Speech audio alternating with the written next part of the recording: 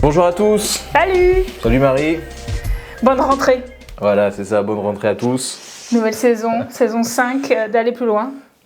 Et j'ai préparé, alors pour le 60 secondes chrono, je me suis dit, allez, on va poser plein de questions à Jean, c'est la rentrée, on va apprendre à connaître Jean, pour ceux qui le connaissent pas.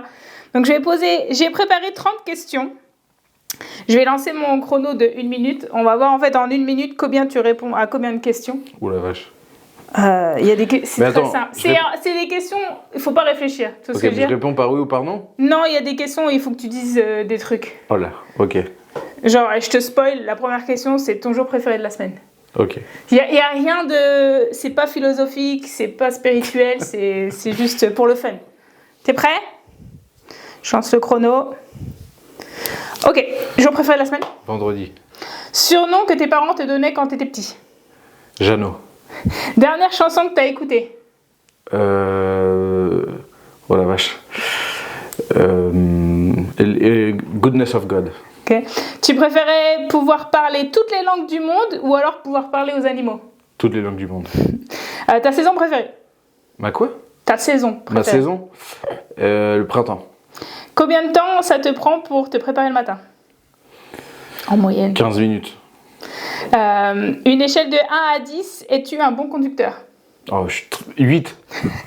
Si tu pouvais choisir un super pouvoir, invisibilité ou super force ? Super force. Si tu pouvais voyager dans le temps, à quelle époque tu irais ? L'Égypte. Ok. Quel endroit tu rêverais aller visiter ? L'Égypte antique, quoi. Tu vois ce que je veux dire ? Ouais. Okay. T'inquiète. Quoi, pardon ? Dans quel endroit tu rêverais aller visiter ? L'Asie. L'Asie. Mais ça, c'est la fin des 1 minute. Tu as répondu à 10 questions. Il semblait bien que 30, c'était trop utopique, ça, Marie. Bon, en plus, je te 10 fais répéter. Questions. T'inquiète, c'est pas grave. C'est parce que oui, il y a des questions. La prochaine fois, je continuerai et je poserai les autres questions qui étaient rigolotes aussi. Mais voilà, on connaît un peu plus Jean comme ça. On sait que voilà, Jean est un bon conducteur apparemment. 8 sur 10. Je suis un très bon conducteur.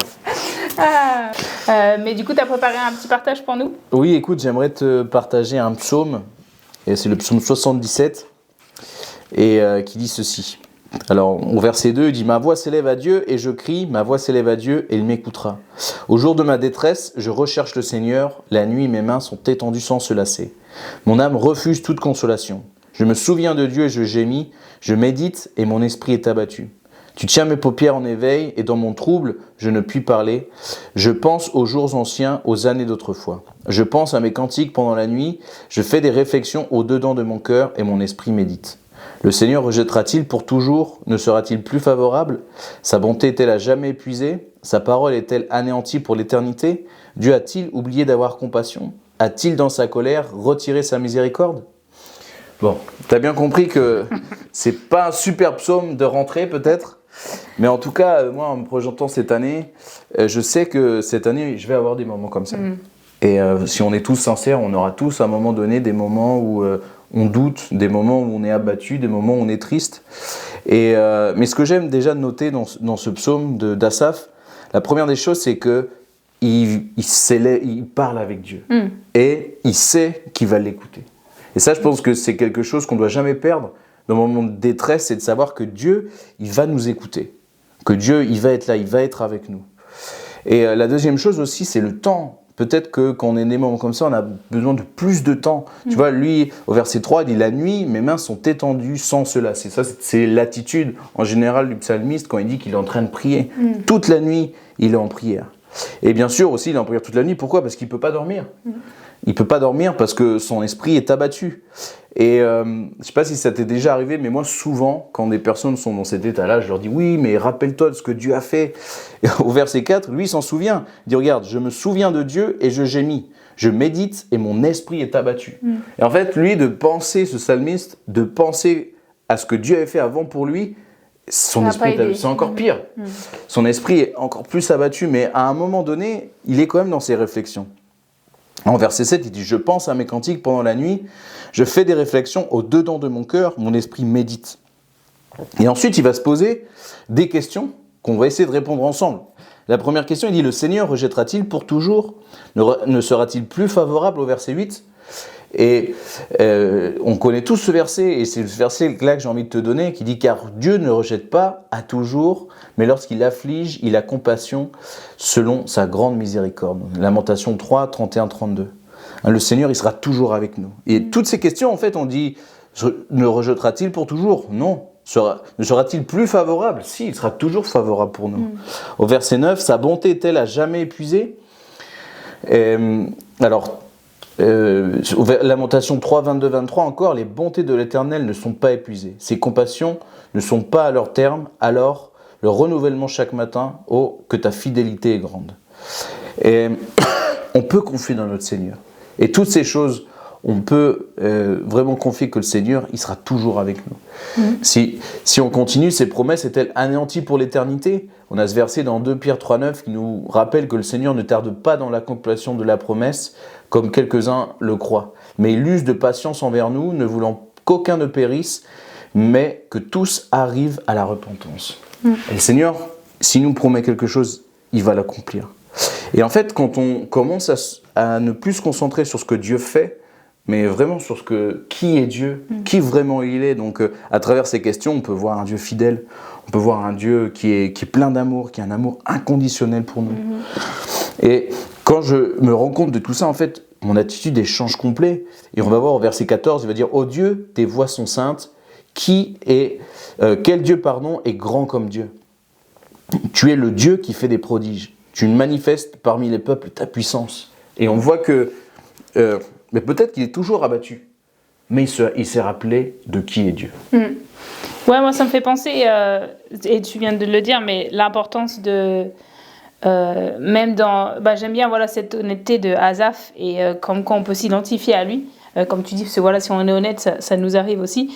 Mais j'aime bien ce que tu as dit, du fait de ne pas se concentrer, encore moins dans les moments de difficulté, de ne pas se concentrer sur ce que Dieu fait, mais sur ce que Dieu il est. Et tu peux te dire, mais attends, non, parce que Dieu il fait toutes choses bonnes pour ceux qui aiment Dieu. Tu peux sortir plein de versets, plein de trucs qui sonnent très bien à l'école du dimanche. Mais d'un côté, je comprends aussi cette idée, et c'est vrai que je pense que tu as raison de se focaliser sur qui Dieu il est au lieu de ce qu'il fait, parce qu'en fait, en tant qu'être humain, il y a plein de fois où on ne comprend pas ce que Dieu il fait. Et donc du coup c'est là où en fait on peut encore plus s'éloigner, et je pense que c'était aussi le cas avec Asaph, parce que du coup il regardait et il était encore plus abattu parce qu'il comprenait encore moins qu'est-ce qui se passait. Et donc du coup c'est là où l'importance de notre focus, au lieu de se focaliser sur ce que Dieu il fait, que des fois on comprend pas, de concentrer sur qui il est, et que comme tu dis, il est fidèle, il est bon, il est juste. Ça c'est des choses sur lesquelles on peut se focaliser, même si des fois on comprend pas ce qu'il fait. Et donc d'où ta vérité, je trouve que c'est juste de pouvoir se concentrer plutôt sur qui est Dieu plutôt que ce qu'il fait. Et on va pas finir le psaume, mais si tu lis la suite du psaume, en fait c'est un psaume qui parle de la délivrance du peuple d'Israël d'Égypte, et ce qui nous rappelle aussi que Dieu nous a libérés de notre péché, qui nous rappelle que Jésus-Christ est mort à la croix pour nous, et qui nous rappelle combien Dieu est amour, et combien Dieu nous aime. Et je pense qu'il faut se focaliser sur, oui, le sacrifice de Jésus-Christ, mais avant tout, il faut se focaliser aussi sur à travers le sacrifice de Jésus-Christ, justement, voir combien Dieu nous aime. Et cet amour inconditionnel qu'il a pour nous, quoi qu'on ait fait, quoi que nous sentions, Dieu nous aimera toujours. Et ce rappel de notre Père Céleste qui nous aime tellement, c'est lui qui va pouvoir nous sortir de ces moments-là. C'est lui qui va pouvoir... nous relever et nous remettre sur le droit chemin et avoir envie de continuer à avancer. Donc c'est un rappel en tout cas, et pour cette année, que Dieu t'aime et que Dieu t'aime pour toujours et qu'il t'aimera pour toujours. Donc simplement.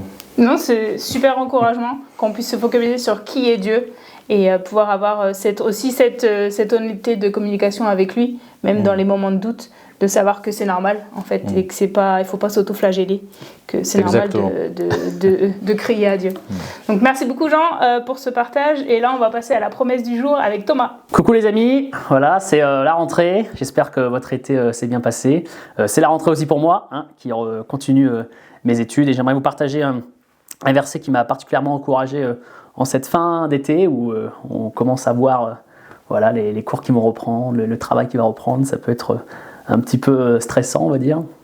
Et puis, même si ça fait quelques années déjà que je suis chrétien et que je lis la parole, j'essaie d'avoir un culte personnel chaque jour et que je vais à l'église, je peux passer parfois par des moments de doute, des moments où même je vais me poser la question, un peu comme si l'ennemi un peu m'attaquait de est-ce que ton salut est assuré, Thomas. Et du coup, c'est des questions un petit peu que je me suis posées ces derniers temps et qui m'ont un petit peu fait douter. Et du coup, ce verset en particulier m'a encouragé et j'ai envie de vous le partager avec vous aujourd'hui.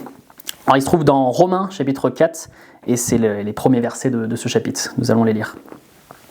Que dirons-nous donc d'Abraham, notre ancêtre? Qu'a-t-il obtenu par ses propres efforts? Si Abraham a été considéré comme juste sur la base de ses œuvres, il a de quoi se montrer fier, mais non devant Dieu. En effet, que dit l'Écriture? Abraham a eu confiance en Dieu, et cela lui a été compté comme justice. Or, si quelqu'un accomplit quelque chose, le salaire est porté à son compte, non comme une grâce, mais comme un dû. Par contre, si quelqu'un ne fait rien, mais croit en celui qui déclare juste l'impie, sa foi lui est comptée comme justice. Et on va s'arrêter à ce verset-là, et ça suffit les amis. Et simplement, ce passage m'a encouragé parce que ça a été un rappel de cette vérité qui est si profonde, qui est si présente dans la vie, tout simplement de la grâce de Dieu. Et c'est pas quelque chose qu'on peut acheter, c'est pas quelque chose même qu'on peut attraper par nos propres efforts, nos propres œuvres. C'est juste simplement quelque chose que nous devons recevoir et nous devons accepter pour nous. Et comme nous le dit le passage avec l'exemple d'Abraham, en fait, Dieu, la seule chose qu'il nous demande, c'est de lui faire confiance. Et c'est ce que la Bible appelle la foi, d'avoir foi en lui, d'avoir foi dans le sacrifice de Jésus-Christ à la croix. Et c'est ça, en fait, tout simplement, qui nous déclare juste à ses yeux et qu'on n'a pas besoin simplement de craindre la mort éternelle. Et en fait, il s'engage à nous donner la vie. C'est ça qu'il a accompli par la croix, par sa résurrection. Et ces versets m'ont vraiment encouragé. Et je voulais juste tout simplement vous les rappeler pour vous aujourd'hui et de ne pas tout simplement compter sur vos propres forces, mais de compter sur ce cadeau et l'œuvre de Christ à la croix. Donc, bonne rentrée les amis, puis à bientôt. Merci beaucoup Thomas. Super encouragement, merci pour cette promesse. Et les amis, voilà, c'est fini pour le premier épisode d'Aller plus loin et on se retrouve dans 2 semaines pour un autre épisode. Salut! Ciao ciao.